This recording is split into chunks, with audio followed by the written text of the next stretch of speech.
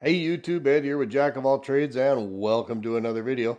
So it's that time of year, deer hunting season is over and it is time to get ready for coyote hunting season. So I thought today's video subject might be what gear do I use to go coyote hunting and getting it prepped and ready to go for the upcoming season. So stay tuned and let's go over the gear that I use for coyote hunting.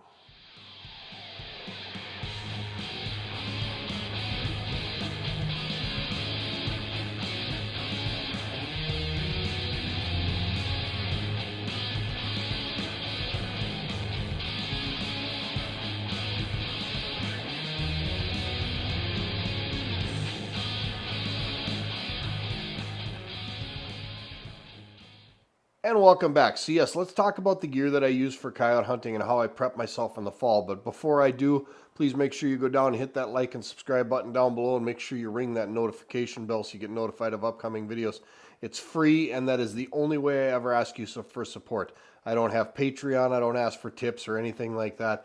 I just ask you to please hit that like and subscribe button. It really does help with the algorithms. And hit me in those comments. I'm running out of ideas here for projects that I can do.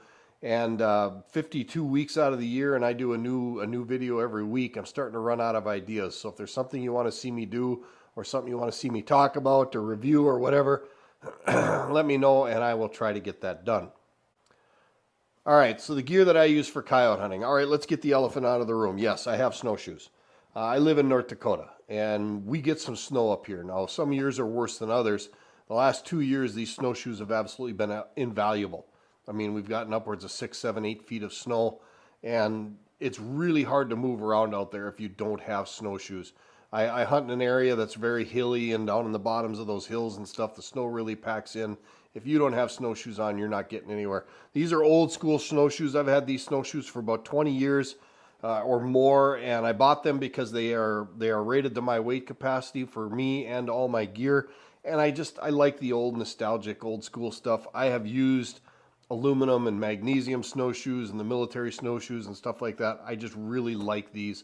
They work well. So every year I pull them out of storage. I kind of flip them over. I make sure that none of the wood is cracked or rotting or starting to fail. Make sure I check all of the cross work or the grid work and the leather and make sure none of that's wearing out.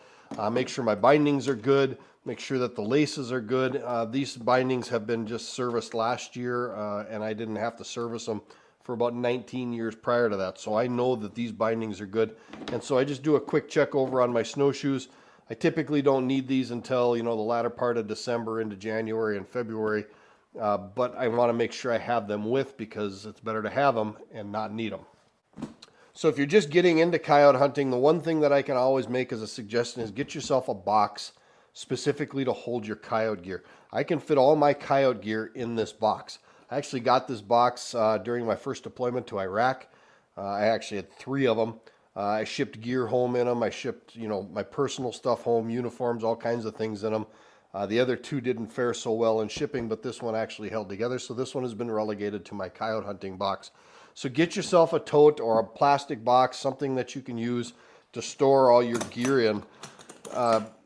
This whole box will just go in the back of my pickup or it'll go in the back seat of my pickup and it'll pretty much go everywhere I go in the wintertime unless I'm taking the family somewhere and I need to bring it out. But it's all right here, so all I have to do is grab one tote, my rifle and some ammunition, and I am coyote hunting. So the first thing that you're going to want to get when you start coyote hunting, especially if you're going to do any kind of walking or if you have to go a ways to get in, you can't access it by ATV or something like that, get yourself a good backpack. I bought this backpack at one of my local retailers. It's got 3 large front pockets. The top flap here has got a pocket in it. The cargo area is plenty big to carry everything that I need to do. It's got a rollover flap to keep things dry and keep the snow out. It's got really good comfortable straps and it's got a waist belt on it, which actually I hardly ever use because I don't fill this thing to capacity and it doesn't really get all that heavy. It just needs to carry several items. So get yourself a good, comfortable backpack. This is a field line backpack, and this is one of the areas that I wouldn't scrimp or wouldn't be afraid to spend some money. Get yourself a really good backpack. I'll put all my calls in here. I'll put in some water, some food, rope, spare clothing, things like that will all go into this backpack. All right, a rangefinder. This is a loophole rangefinder, and this rangefinder is good to 500 yards on hard targets, about 300 yards on soft targets, which is perfect for what I do, specifically because I'm getting older and I much past 300 yards anymore, and it's an exceedingly more difficult shot. But this rangefinder will at least make sure that everywhere in my field of view that I am hunting was inside of that 300 or 400 yard range, which is pretty close to my 0 point blank range of my AR that I use for coyote hunting. I hunt with a 5.56. If I zero my AR at 200 yards, I'm pretty good out to 300 for pretty much any of the animals. And I just like to get into my spot before I even turn on a call. I'll range several things. It's 150 yards to that fence post. It's 300 yards to the wood line, things like that. I'll even range my call when I set my call out. And so then I know how far my call is, and that helps me to gauge distances when I'm out there coyote hunting. So get yourself a good rangefinder. I really like this loophole rangefinder. The only gripe I have about it is it takes an oddball size battery. So once I do find batteries for it, I usually buy a couple of them. But make sure you get yourself some spare batteries. Good pair of binoculars. You're going to want a set of binoculars. A lot of times when I'm out walking and before I pick a spot that I'm going to go set, I'll glass it just to see if there's places that I can use to conceal myself as I'm coming into the spot, or see if there's any animals in there that I don't want to bump out. So get yourself a good pair of binoculars. You really should have a set of those. I carry some 550 cord and some rope in my backpack, partially because 550 cord or rope to help you drag those animals out. If you're dragging them out by their feet, that's fine and well and good, but sometimes I'm in a mile and a half, or even 2 miles, and grabbing onto their leg and trying to drag them out with their leg, you can get pretty sore in the hand. So some rope or some 550 cord to help you drag animals out is nice to have. And in an emergency situation, cordage is one of the things that you need in a survival situation, so that it will fill that bill as well. I'll carry a bipod. This bipod is not attached to my rifle. It's a freestanding bipod. It just sits on the ground, and it's got a yoke up here that the rifle sits in. It's extendable. It's got two sections to extend it out. This is a really nice bipod that I use for when I'm in a sitting position. If I got if I'm backed up against a tree or something like that, and I'm actually sitting on the ground as opposed to being laying on the ground in the prone position, which is my preferred way to sit when I hunt. I like to have one of these longer bipods that is not attached to my rifle, so that it gives me some versatility. And the reason I like it not attached to my rifle is it takes the weight off of the gun. I can swivel it around in here, so if I have to relocate the bipod because the coyote came out in a spot where I wasn't expecting, I don't have to worry about it being level. I can tilt the gun and the yoke, and I really just like this bipod. It wasn't horribly expensive. I want to say it was $50, $60, something like that, but it really does a nice job. It's got hand pads here. It's got a no-mar finish on the yoke up here where it is. These extensions are really nice and positive. It's very similar to like a tripod for your camera. Super simple to use, and I've never had a problem with it. I also carry a small, I suppose this would be a podcast tripod, if you will. If I want to take some pictures of whatever game I took that day, it's nice to be able to just go ahead and set that on the ground, and I can take some hero pics or whatever. I just carry one of these with just for that very factor. It works pretty well for that. I can also use this to set my call up off of the ground. If the ground happens to be wet and I don't want to stick my call on a wet ground, I can use this tripod. I can just screw it to the bottom of my call, and I can get my call off of the ground if I want to. Speaking of calls, I use an Icotech call. I really like these calls. This is the Gen 2 GC350. I've had this call for a few years now. In fact, I did a review on it a couple of years ago when I got it. This thing has killed dozens of coyotes and fox, bobcats, all kinds of things. You name it. It's really served me well. And I really like the Icotech call for a few reasons. One, it's very lightweight. It's easy to pack in. It doesn't take a ton of batteries. The decoy side of it here, it takes 4 AA's, and then the call itself also takes 4 AA's, and I don't have to have the decoy. And what's really nice is the decoy actually uses battery less fast than the call itself. So if my call batteries actually go dead and I need to do a field expedient quick repair on it and swap out some batteries so I can at least get some sound out there. I can take the batteries out of the decoy and put it in the call and still make some noise. I like the membrane or the rubber buttons over the membrane buttons. They're really positive and they're easy to feel. They always work. This does not have a screen. This is a very simple call. You load 24 calls on an SD card, and that's really all you need. I don't ever see a need to have 200 game calls on one call. It's just ridiculous. If I'm going out and I'm going to shoot crows or something like that, I just throw in an SD card with a bunch of crow calls on it. If I'm hunting predators, I put my predator card in. It's very versatile and it's very simple. And when it's 25, 30 below out in the wintertime, I know this is going to work. I don't have to worry about the screen freezing up or anything like that. I store this call without batteries in it just because that's the smart way to do it. So I take all the batteries out of it. I have replaced the batteries in it and it is ready to go for the season. And then quite obviously, I will carry spare batteries with me so that I can change them out when I'm out in the field calling. Again, sticking with the calls, I also carry a set of hand calls with. You never know when your technology is going to fail or your electronics are going to fail, but you don't want to go home yet. Why stop your hunt for the day just because your technology failed? A set of hand calls will do you very well. Now, this is an old C3 long-range fox call. I've had this for years. Actually, my dad bought it, and it's been in my family forever, and it'll call the hell out of some fox. This thing really calls a lot of fox up in northern Minnesota, and the coyotes respond to it really, really well as well. So I've got that call, and then I've got a very inexpensive wood. I think they're Lehman calls or Lyman. I can't remember the brand name. They're very inexpensive, and I don't mind having inexpensive calls simply because I don't think they sound any better or worse than the really expensive ones. And a lot of people, you know how it is with hunters. Hunters always want to buy the most expensive, latest and greatest thing. So a lot of times these calls will sit on the shelf and people won't use them. And so it's something different in the woods. And I tell you what, these calls have called in many animals for me, and I've really had good luck with them. They've never failed me. They're very, very simple. They're just a wood body. They're super comfortable. These 3 calls came as a set. They've got 3 different tones on them. I picked up a 4th call here. I don't even remember where that came from. It's just a different sounding rabbit call. So I will carry some hand calls with me just in case my technology lets me down and fails me. I can still hunt. I also carry a medium length bipod that will actually attach to my rifle, and this goes in my backpack as well. It's got a 9-inch leg here and it extends to almost double its length. I want to say it's 16 at full extension. It's got a Picatinny rail attachment. It's made by Caldwell.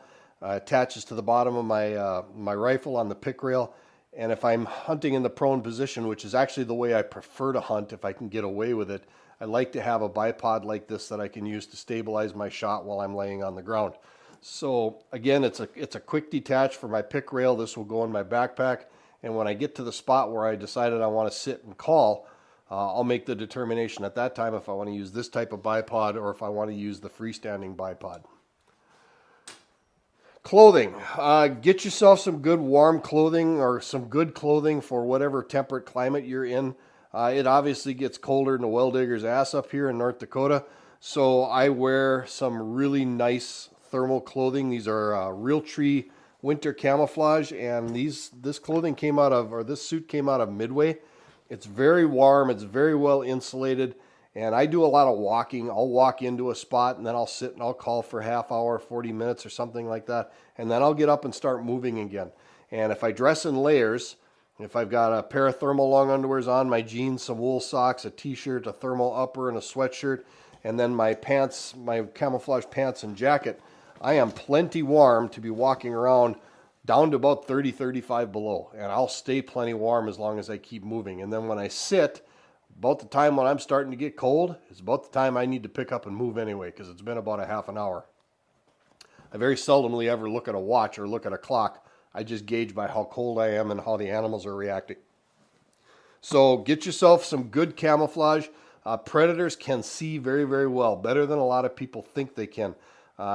You want to break up your outline. You don't want to skyline yourself on the hill. You want to have some good backdrop, and you want to have some camouflage that will help conceal yourself so that those animals can't see you while you're calling to them. That's the other reason I like a lot of electronic calls, is because you can get that call away from you and they're paying attention to the call and not so much paying attention to you. Sticking on the clothing line, let's talk about mitts. Now I carry a few varieties of mitts. Now I've had these mitts for a long time. These are really good extreme cold weather mitts. You can't do anything with them in your hand except maybe carry something. I can't shoot with them, can't do anything like that, but they're extremely warm and they're really nice to have when I'm out coyote hunting. And then when I get to a spot where I'm going to sit, I'll usually keep my right mitt on to hold my rifle or to hold my tripod or bipod, and then I'll put my other hand in a pocket to keep it warm, because I can't shoot with a glove. I just cannot shoot with gloves. So get yourself, if you're hunting in cold weather like I am, make sure you get yourself some mitts. And yes, I carry 3 sets with me. They, at least in the box, I carry 3 sets, because when I get out there, if it's cold and I need the good ones or the heavy duty ones, I'll put those in my backpack or I'll bring those out with me. If it's not quite so cold, I'll pick one of these 2 sets. And I like chopper mitts, because when you put them on, if I'm walking out to a spot and I jump an animal out of a cattail slough or something like that, and I need to make a quick shot, I can just pull it off and drop it, make my shot, and then reach down and pick it up if I want to. But they come off very, very easily. And they're extremely warm because you have all your fingers together and they're providing heat to each other, and they're just a very warm way to go. I also carry a scarf. If it's really cold out, it's nice to be able to wrap up your neck area. I also carry a balaclava. This is a white fleece balaclava. Works really well down to, maybe 10 or 15 below, and then when it starts getting colder than that, I have to break out the big guns, and I pull out my old military wool balaclava. And this thing is, boy, if I'm wearing this, I can sit outside in about 40 below for quite a long time and be plenty warm wearing this. I also carry a very light face mask. I have nothing else, just to keep the wind off me.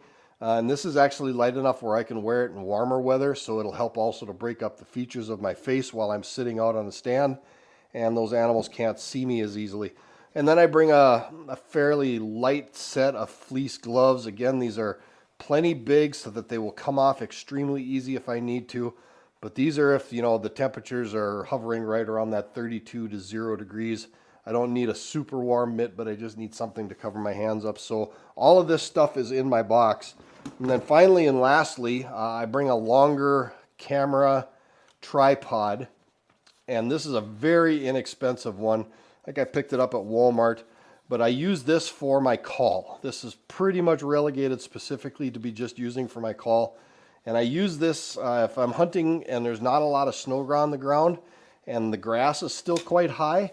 I can use this to set it on the ground and to put my call on it, my Icotech call. It'll attach right to this, and it'll get it up out of the grass, and they can see that decoy, and it'll get that sound up and moving and away from me and out so that those animals can hear it. Again, this gets thrown in my backpack. It is extendable, but it very seldomly ever goes above the shortest setting, but the legs do extend if I wanted it to. And last but certainly not least is the rifle that I use. Now this is obviously an AR-15. It's a Palmetto State Armory kit. It's fitted with an 18-inch mid-weight barrel on it, stainless steel, chambered in .223 Wild.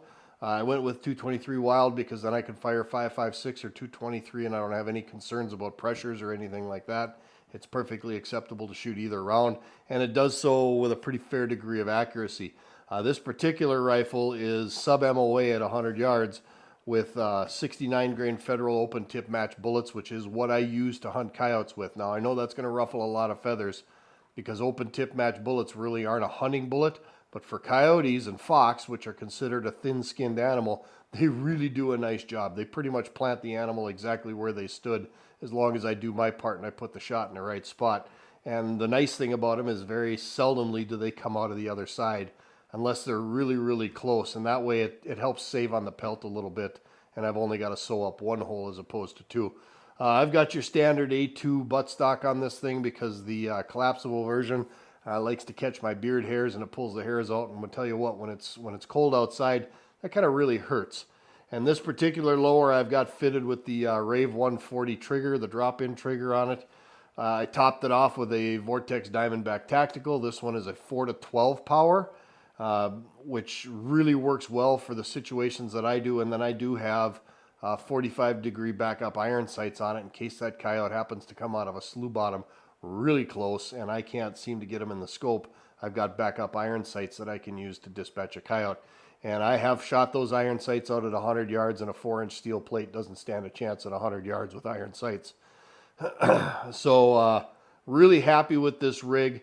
If the wind starts picking up, or if it happens to be a little windier day, I might bring out my bolt action 6.5 Creedmoor, or even my 6.5 Grendel, something like that, something that does a little better job of defeating the wind. But for the most part, this is the coyote rifle that I take with me. I use 20 round magazines pretty much exclusively for coyote hunting. And there's a couple of reasons. One, a 20 round magazine perfectly fits a 20 round box of ammunition. So I basically, if I carry 2 mags, I've got 2 boxes of ammunition with me, 40 rounds. The other thing is that with a 20 round magazine, I don't have so much magazine sticking out of the bottom of the rifle and it's not hitting the ground when I'm trying to shoot. A 30 rounder will actually extend out further than I like it to. So I oftentimes, or I always use a 20 rounder. Now my 6.5 Grendel, I'm using a 5 round magazine just because those are the magazines that I have, but I don't ever carry anything bigger than a 20 rounder because a 30 round mag for coyote hunting just really isn't necessary in the respects that I don't need to have that much ammo on board, and I really don't like having the magazine extending down below the firearm that far because it can become a hindrance. Not saying I have anything against 30 rounders. I have plenty of 30 round magazines in my collection. I just don't use them for coyote hunting. The 223 Federal Premium Match Ammo, it's really been good ammo for me. It's got Sierra Match King bullets in it, and they really do perform well. And I've had as little as half MOA groups with this if I'm really on that day. But I have no problem whatsoever keeping sub-MOA groups with this rifle on any given day. The whole package is fairly light. It's fairly easy to carry. I do have a sling for it. I just don't have it out here today. You will probably want to have a sling, especially if you're doing a lot of walking. If you're not doing a lot of walking, a sling really probably isn't necessary, but I do sling my rifle when I'm walking just because it makes it easier to carry over those longer hikes. And there it is. That's my predator hunting kit. And this is the setup I'll use all winter long, except for maybe a change in rifle depending on wind conditions and things of that effect. I hope you found something in this video that you can use or take with you and incorporate into your coyote or predator hunting setup. And if there's something you didn't see here that you do that you think I might like to take advantage of, let me know in those comments and I'll try and incorporate it into my setup. And hey, if it works, it might be the subject of a future video. You just never know. But let me know in those comments if there's something that you do that you think I'd like to try out. Also like to take a quick minute to say happy holidays, Merry Christmas, Happy Hanukkah, however it is that you celebrate it.